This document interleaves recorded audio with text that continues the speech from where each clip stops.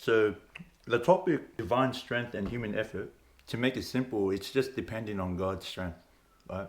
There had to be a steady connection with God in order for God to give Joshua and his men strength to win the battle. So you have to remember the Amalekites were like proper warriors, they were soldiers. These guys were like trained. Whereas the Israelites, they just got out of slavery. They just got out of slavery. And they were walking through the desert, through the wilderness. And they've been doing this for, I don't know. But the whole time they've been having to depend on God because like they walked out with nothing. I'm pretty sure they lost some stuff in the Red Sea. But these guys were like very weak.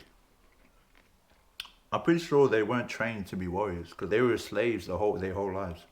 Not one person from Israel had any experience as a warrior or a soldier. So their only choice was to depend on God.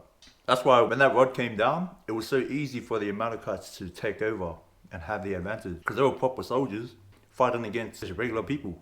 That's an easy win.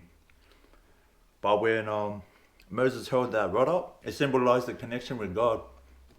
And so God was able to give the Israelites strength. And so that's how they won the war. But there's another part to it though.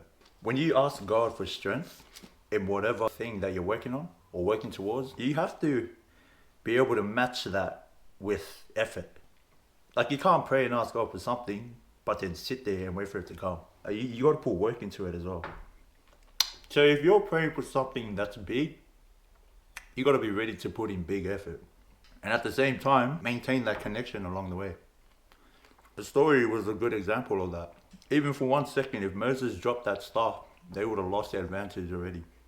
So he had to hold that the whole time. If you think about it, that's actually hard. That's why it was so important to have other people with him. Otherwise, that would have been impossible for him to get through. There's no way he would have stood there for like over like 5 hours. But like he wouldn't even be able to hold it for like, I reckon 1 hour. I reckon your arms will start dying out at like half an hour.